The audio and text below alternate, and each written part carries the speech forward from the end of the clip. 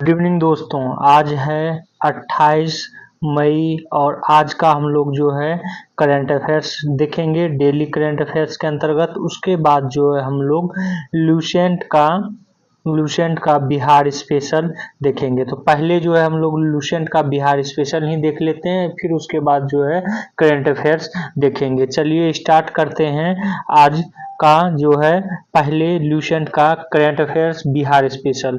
हम लोगों ने यहाँ ऊपर तक जो है कर लिया था मगध साम्राज्य के उत्कर्ष से पहले तक। अब जो है हम लोग करेंगे मगध साम्राज्य का उत्कर्ष किस प्रकार हुआ है बिहार में, तो उसके संदर्भ में, और खास करके बिहार हम जो बिहार के संदर्भ में देखेंगे, क्योंकि यही टॉपिक जो है हमको टॉपिक हम जब इंडिया लेवल पर पढ़ते हैं इंडियन हिस्ट्री में, तो वो थोड़ा सा डिफरेंट रहता है और बिहार में जो है थोड़ा डिफरेंट रहता है, थोड़ा डीप पढ़ना पड़ता है। तो चलिए स्टार्ट करते हैं। तो वर्तमान बिहार की राजधानी जो है पटना और गया जिले क्षेत्र को मिलाकर जो है मगध का क्षेत्र पहले कहलाता था, ये याद रखेंगे।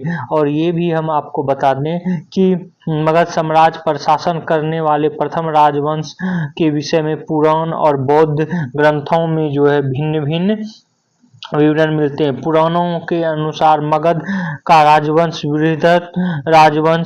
वृहद्रथ वंश से जो है प्रारंभ होता है। तो पुराणों के अनुसार जो है वृहद्रथ वंश ये प्रथम वंश था जो कि मगध पर शासन किया था। या आप ये कहें कि मगध वंश की स्थापना वृहद्रथ ने मगध में वृहद्रथ वंश की स्थापना की थी। और वृहद्रथ के पिता का नाम जो है चेदीराज वसु था, ये भी याद रखेंगे। और यहाँ पर हम आपको ये भी बता दें कि इस वंश के राजाओं में सर्वाधिक प्रसिद्ध जो है वो था जरासंध, जो कि वृहद्रथ का पुत्र था। और जरासंध को भीम ने युद्ध में जो है पराजित किया था, ये आप लोग जो है महाभारत में भी देखे होंगे। इसके बाद जो उसका पुत्र सहदेव शासक बना। वृहद्रथ वंश का अंतिम राजा जो है रिपुंजय था, ये जरूर आप लोग याद रखेंगे, ये पूछा जा सकता है। वृहद्रथ वंश का जो है अंतिम राजा कौन था? रिपुंजय था। वहीं पर बाद में क्या हुआ कि वृहद्रथ की राजधानी को वसुमती या गिरिब्रिज भी कहा जाता था, अथवा कुशाग्रपुर के नाम से भी जाना जाता है, ये भी याद रखेंगे। और यहाँ पर हम बता रहे थे कि वृहद्रथ वंश का जो है अंतिम राजा रिपुंज हुआ, और उसके बाद जो है कुछ अन्य राजा हुए, और बाद में जो है हर्यक वंश ने मगध साम्राज्य पर से शासन किया। मगध साम्राज्य को जो है हर्यक वंश द्वारा चलाया गया। बौद्ध ग्रंथों के अनुसार मगध पर प्रथम वंश हर्यक वंश था, ये बौद्ध ग्रंथों के अनुसार। पुराणों के अनुसार जो है वृहद्रथ वंश था, ये भी याद रखेंगे। तो और प्रथम वंश हर्यक वंश था और प्रथम शासक बिंबिसार था। बिंबिसार जो है हर्यक वंश का संस्थापक भी था, और वस्तुतः एक राजनीतिक शक्ति के रूप में बिहार का उत्कर्ष सर्वप्रथम मगध सम्राट बिंबिसार के शासनकाल में भी हुआ। अब हम बिंबिसार के बारे में थोड़ा जान लेते हैं। बिंबिसार बौद्ध ग्रंथ महावंश के अनुसार हर्यक वंश के संस्थापक बिंबिसार ने 15 वर्ष की आयु में जो है 15 वर्ष की आयु में सत्ता संभाली थी। 15 वर्ष की आयु में जो है ये बैठे हुए थे, मगध सम्राट जो है ये बने हुए थे। तो हम देखेंगे धीरे धीरे, क्योंकि इसमें थोड़ा सा वो पीडीएफ बनाने में ये हो गई है, तो आप जो है ये यहाँ से स्टार्ट करते हैं। फिर इसी को आगे की सिंहासन पर प्राप्त किया बृहत वंश बिंबिसार ने, और बिंबिसार जो है अपनी राजधानी गिरिब्रज या राजगिरी ही रखा था। और बिंबिसार ने कूटनीतिक संबंध के द्वारा जो है पूरे साम्राज्य का विस्तार किया। बिंबिसार ने कूटनीतिक संबंध को और वैवाहिक संबंध को जो है विस्तार में बहुत ही अच्छे से इसका प्रयोग किया। इसी संदर्भ में उसने पहला विवाह जो उनका हुआ कौशल की राजकुमारी कौशल देवी से हुआ, और इस इस विवाह से दहेज रूप में जो है बिंबिसार को काशी का क्षेत्र प्राप्त हुआ। साथ ही कौशल का शासक उस समय जो प्रसेनजित था वो जो है मित्र बन गया। तो बिंबिसार के समय जो है कौशल का शासक कौन था? प्रसेनजित था, ये भी याद रखेंगे। उसी की दूसरी पत्नी जो है चेलना, जिसको चेहलना भी कहते हैं, वैशाली की लक्ष्मी शासक परिवार की राजकुमारी थी और इस विवाह से वज्जियों के संबंध जो है सुदृढ़ हुए। किससे? तो मगध से। और उसकी तीसरी पत्नी जो थी पंजाब की मद्र राजकुमारी क्षेमा थी और इससे क्या हुआ कि इनका जो है पश्चिम और उत्तर पश्चिम सीमा जो है बिंबिसार का सुरक्षित हो गया।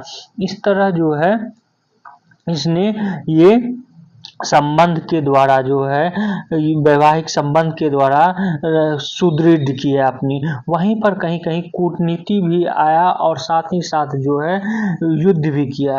अंग जनपद जो है, जो कि भागलपुर और मुंगेर का क्षेत्र था, अंग जनपद के शासक बाह्यदत्त को जो है हराया और जो है उसका वध कर दिया। तो इस तरह जो है ये युद्ध की नीति के द्वारा भी जो है कुछ साम्राज्य को मिलाया। वहीं जब ये इस क्षेत्र अंग क्षेत्र को जीता तो अंग की राजधानी चंपा में अपने पुत्र अजातशत्रु को जो है नियुक्त कर दिया, ये बिंबिसार ने किया। वहीं पर देखते हैं अवंती के शासक चंद्रप्रदोत महासेन के साथ युद्ध जो है हुआ और वो युद्ध जो है अनिर्णित रहा।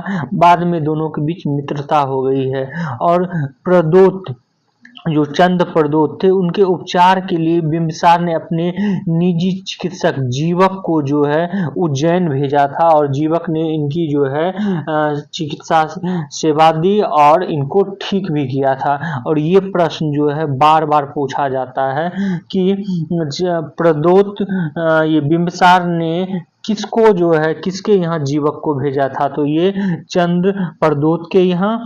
और एक ये भी कि जीवक जो है किसका चिकित्सक था? तो बिंबिसार का चिकित्सक था, ये भी याद रखेंगे। वहीं पर आगे देखते हैं बिंबिसार ने अपने पुत्र दर्शक को अपना उत्तराधिकारी घोषित कर रखा था, जो कि अजातशत्रु को पसंद नहीं था। अतः उसने अपने पिता को कैद कर खुद को राजा घोषित जो है कर लिया। और बौद्ध स्रोतों में कहा गया है कि अजातशत्रु ने अपने पिता का हत्यारा कहा गया है, प्रीतिहंता जो है कहा गया है अजातशत्रु को। तो इस तरह जो है बिंबिसार का निधन 492 ईस्वी पूर्व में हो जाता है और बिंबिसार को ऐसा प्रथम शासक था जिसने अस्थाई सेना भी रखी, ये भी जो है याद रखेंगे। इस प्रकार उसे सैनीय या सेनिया भी कहा जाता था। बिंबिसार ने सेना में पहली बार हाथी का भी जो है प्रयोग किया था। क्योंकि बिंबिसार को जो है हत्या कर उसका पुत्र वो बना शासक, तो अगला शासक हो गया हर्यक वंश का कौन? तो अजातशत्रु। अजातशत्रु जो है हर्यक वंश का था और उसका नाम कुनिक भी हमको मिलता है। वह अपने पिता बिंबिसार की भांति साम्राज्यवादी था। उसके समय में कौशल से मगध का संघर्ष हो गया। चूंकि हुआ क्या कि बिंबिसार की मृत्यु के पश्चात उसकी पत्नी कौशला देवी, जिनके साथ विवाह हुआ था बिंबिसार, वो उनकी भी मृत्यु हो गई थी। अब जो है प्रसेनजित जो क्रोधित होकर मगध को जो है काशी को जो है मगध क्षेत्र दिया गया था दहेज के रूप में, उसको पुनः जो है वापस अधिकार क्षेत्र में लेने की कोशिश की प्रसेनजित ने, जिससे कि संघर्ष जो है अजातशत्रु और प्रसेनजित के बीच हुआ। वहीं इस संघर्ष में जो है लास्ट में क्या हुआ, प्रसेनजित पराजित हुआ और भागकर श्रावस्ती में शरण ली और बाद में अजातशत्रु ने प्रसेनजित से अपनी पुत्री वजीरा का जो है विवाह किया। ये भी वजीरा के बारे में भी आप लोग याद रखेंगे। वहीं वज्जी संघ से संघर्ष भी अजातशत्रु को हुआ। कौशल से निपटने के बाद अजातशत्रु वज्जी संघ की ओर ध्यान गया और वैशाली वज्जी संघ का प्रमुख उस समय राज था, जहां के शासक लिच्छवी नरेश थे। और चूंकि लिच्छवी राजकुमारी चेहलना बिम्सार की पत्नी थी, जिससे उत्पन्न 2 पुत्र हल और बेहल को उसने अपनी हाथी और रत्नों के का एक हार दिया था। बाद में मनमुटाव के कारण जो अजातशत्रु ने उनसे वह उपहार वापस ले लिया और हल और बेहल को अपने नाना लक्ष्मी नरेश चेटक के पास जाकर जो है रहना पड़ा। तो इन सब के कारण भी जो है वज्जी संघ से संघर्ष हो गया, किसका, तो मगध का और अजातशत्रु का। और लास्ट में जो है वज्जी संघ को भी तोड़ने में ये फूट डालने में वज्जी संघ को अजातशत्रु जो है सक्षम होते हैं। और भगवती सूत्र के अनुसार अजातशत्रु ने अपने मंत्री वर्षाकर की सहायता से वज्जी संघ के सदस्यों में फूट डालकर उनकी शक्ति कमजोर कर दी। तत्पश्चात उसने वैशाली पर आक्रमण कर उसे जीत लिया। इस प्रकार गंगा नदी के दोनों और मगध आधिपत्य जो है स्थापित हो गया। तो ये अजातशत्रु ने वज्जी संघ को में फूट डालने के लिए किसको भेजा था, तो वर्षाकर को। ये भी पूछा जा चुका है, तो इसको भी आप लोग याद रखेंगे, हो सकता है आपको निचले एग्जामों में जो है पूछ दिया जाए। तो अब जो है आगे देखते हैं अजातशत्रु ने क्या किया। बाद में फिर मल्ल पर भी अधिकार किया। भास के अनुसार अजातशत्रु ने वैवाहिक संबंध द्वारा वत्स को अपना मित्र बना लिया। और अजातशत्रु कहा जाता है कि धार्मिक नीति जो है उसकी उदार थी। भरहुत स्तूप की एक वेदिका के ऊपर अजातशत्रु भगवान बुद्ध की वंदना करने संबंधी लेख अजातशत्रु भगवती वदंते उत्कीर्ण मिला है। तो इससे इनकी जो है एक ये मिलती है। यहाँ पर हम आपको बता रहे थे कि अजातशत्रु ने मल्ल संघ पर आक्रमण कर उसे परास्त किया। इस प्रकार पूर्वी उत्तर प्रदेश के एक बड़े भूभाग पर जो है अजातशत्रु का अधिकार हो गया। तो इस तरह हम देखेंगे कि अजातशत्रु जो है धीरे धीरे अपना साम्राज्य विस्तार करता गया। लेकिन आगे चलकर क्या होता है कि अजातशत्रु को जो है उनके ही पुत्र उदयन द्वारा जो है हत्या कर दी जाती है। और जो है उदयन फिर क्या होता है वहाँ का शासक बन जाता है। यहाँ पर हम आपको ये भी अजातशत्रु के बारे में बता दें कि अजातशत्रु के समय में ही जो है पहली बौद्ध संगति हुई थी। और पहली बौद्ध संगति अजातशत्रु के शासनकाल में राजगृह की सप्तपर्णी गुफा में पहली बौद्ध संगति का आयोजन हुआ था। कहाँ पर, तो सप्तपर्णी गुफा, ये भी याद रखेंगे। साथ ही साथ राजगृह की सप्तपर्णी गुफा में प्रथम बौद्ध संगति, शासक कौन है, तो अजातशत्रु, ये भी याद रखेंगे। तो अब क्या होता है अजातशत्रु को जो है यहाँ पर ये भी बता दें कि अजातशत्रु के मगध सम्राट रहते हुए 483 ईस्वी में महात्मा बुद्ध का परिनिर्माण होता है। मतलब मृत्यु जो है महात्मा बुद्ध की 483 ईस्वी में। उस समय राजा कौन था, तो अजातशत्रु। ये पूछे जाने की संभावना है, पूछा जा सकता है। अजातशत्रु का नाम याद रखेंगे। वहीं महावीर का निधन 468 ईस्वी पूर्व में पावापुरी में हुआ था। वो भी इन्हीं के नहीं, उस समय जो है अगला शासक हो गया था। अगला देखते हैं उदयन के बारे में। उदयन, जिसको कि उदयभद्र भी कहा जाता है, अजातशत्रु के बाद 459 ईस्वी में मगध का राजा बना। बौद्ध ग्रंथों में उदयभद्र को प्रतिहंता बताया गया है। जैन ग्रंथों में प्रति भक्त जो है उनको बताया गया और इनकी माता पद्मावती बताया गया है। जैन उदयन अपने पिता अजातशत्रु के शासनकाल में चंपा का जो है उप राजा भी था, ये भी याद रखेंगे। तो यहाँ पर आपको ये भी बताते चलें कि उदयन ने गंगा और सोन नदी के संगम पर जो एक नगर बसाया था, उस नगर का नाम जो है पाटलिपुत्र रखा गया था। और राजगृह से जो है राजधानी हटाकर पाटलिपुत्र में स्थापित किया था। पाटलिपुत्र की स्थापना किसने किया था, तो उदयन ने किया था, ये याद रखेंगे। और राजधानी भी जो है इन्होंने बसाया यहाँ पर। और साथ ही ये भी बता दें कि उदयन जो है जैन मत का अनुयायी था और पाटलिपुत्र के मध्य एक जैन चैत्यागृह का निर्माण भी जो है ये करवाया था। था। अब आते हैं उदयन के बाद हर्यक वंश के जो है कुछ अन्य राजाओं को देखते हैं और हर्यक वंश का अंत कैसे होता है। तो बौद्ध ग्रंथ के अनुसार जो है उदयन के 3 पुत्र थे, अनिरुद्ध, मुंडक और नागदशक। इन्हें भी प्रतिहंता कहा गया है।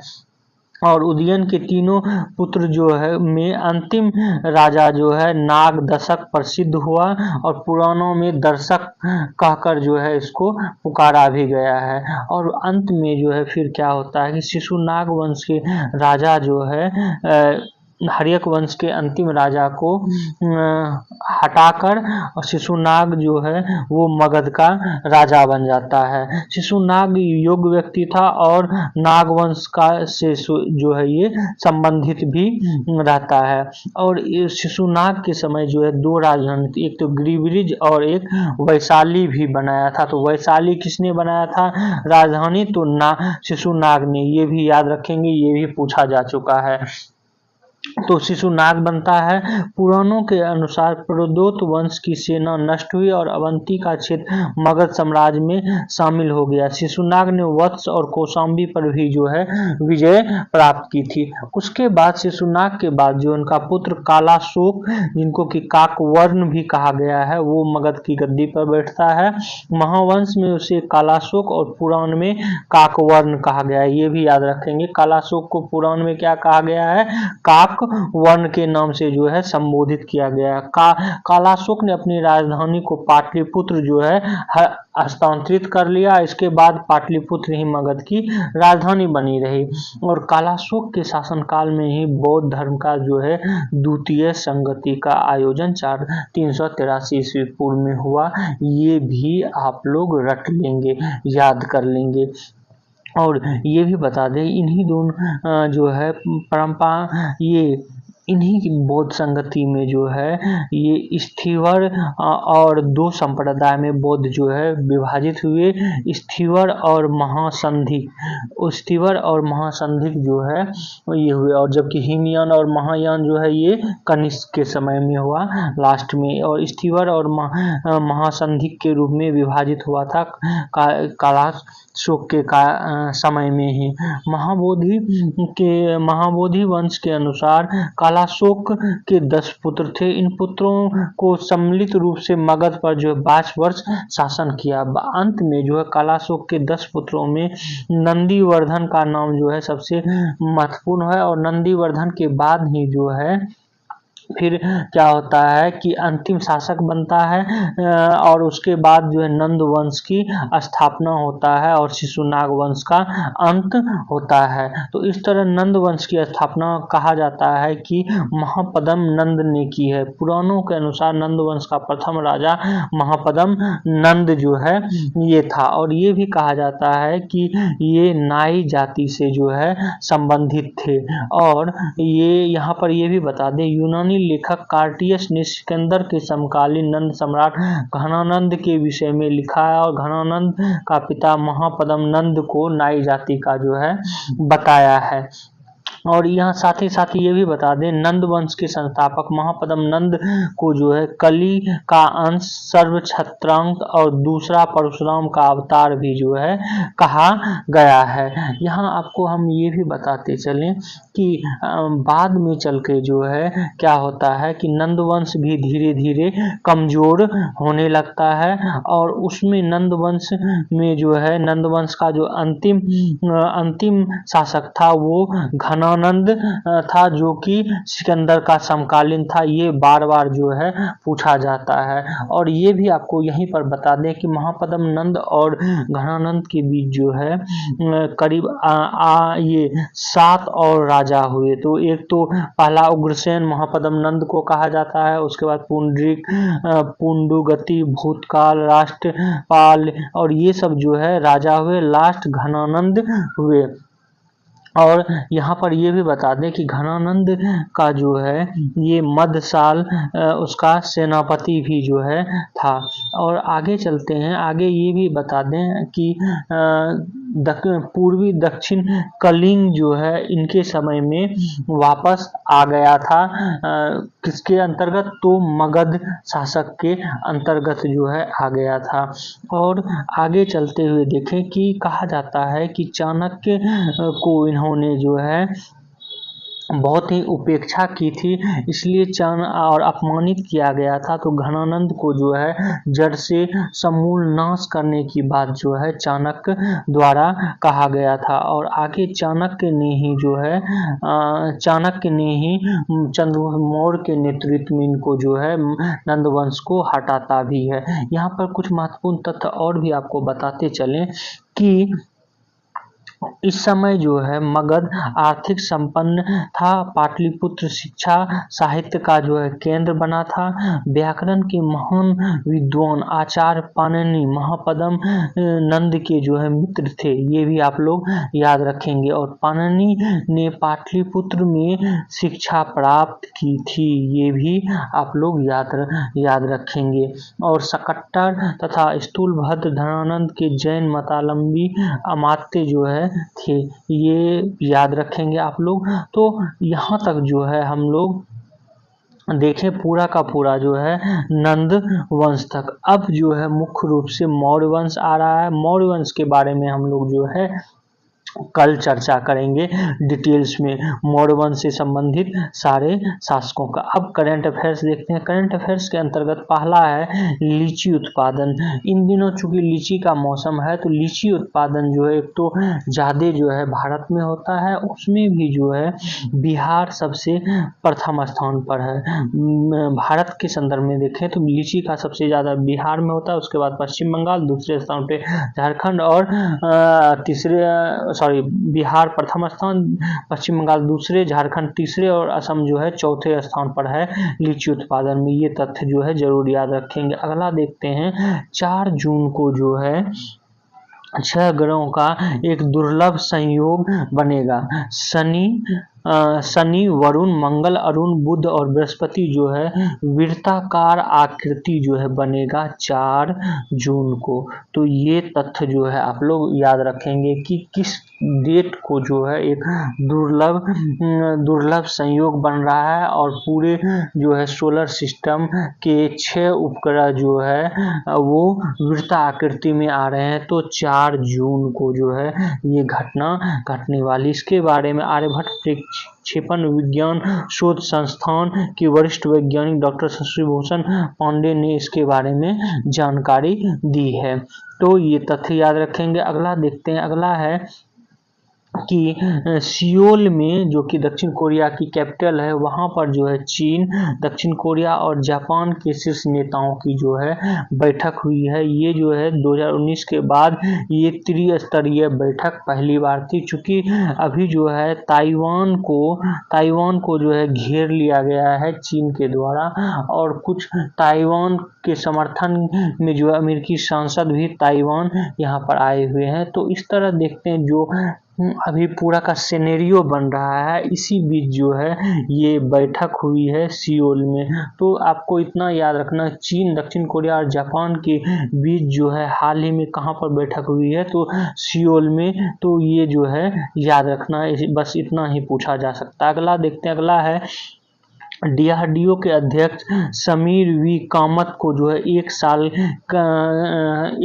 साल का जो है कार्य विस्तार दिया गया है। तो ये याद रखना। कैबिनेट की नियुक्ति समिति ने सोमवार को रक्षा एवं अनुसंधान विकास संगठन DRDO के अध्यक्ष डॉक्टर समीर वी कामत को 1 साल का जो है कार्य विस्तार दे दिया गया है। अब ये जो है 31 मई 2025 तक DRDO के प्रभारी के रूप में जो है ये रहेंगे। DRDO के जो है ये 1 जून 2024 से 31 एक्चुअल में इनका जो है ये 2024 में इनका कार्यकाल समाप्त हो रहा था, तो इनकी कार्यकाल जो है बढ़ा दिया गया है, ये याद रखेंगे। यहाँ पर हम ये भी बता दें कि कल जो है भारतीय सेना प्रमुख जनरल मनोज पांडे का 30 जून तक 1 महीने का सेवा विस्तार जो है, इनको भी सेवा विस्तार किया गया था। तो आज का करंट अफेयर्स इतना ही है। आप लोग हमारे इस वीडियो को जो है शेयर करें, सब्सक्राइब करें और बेल आइकन को जो है जरूर दबा लें। Thank you for watching this video.